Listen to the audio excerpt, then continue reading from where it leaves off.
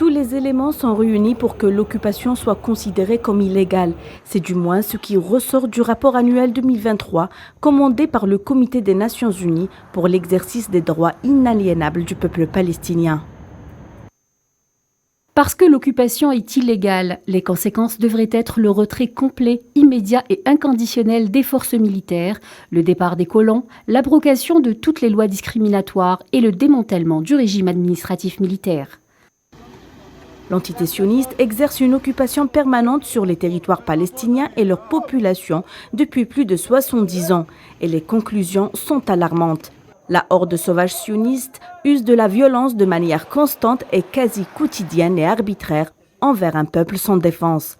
Les colons envahissent quotidiennement des villages palestiniens avec le soutien des forces armées sionistes et des militaires lourdement armés.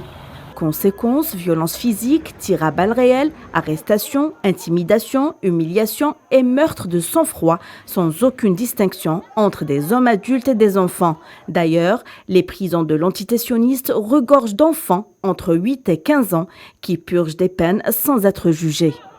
Face à cette discrimination à l'encontre de la population palestinienne, de nombreux observateurs ont dénoncé le passage d'une situation d'occupation déjà menée au mépris des règles du droit international à un régime d'apartheid assumé par l'occupant sioniste. Riyad Mansour, le représentant permanent de l'État de Palestine auprès des Nations Unies, a salué ce rapport qui corrobore ces dénonciations d'un point de vue juridique.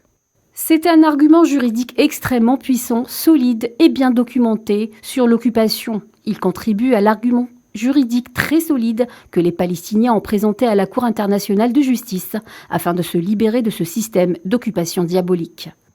Pour rappel, en mars 2022, le rapporteur spécial des Nations Unies sur les droits humains dans les territoires palestiniens occupés a présenté un rapport attestant déjà de cet état d'apartheid.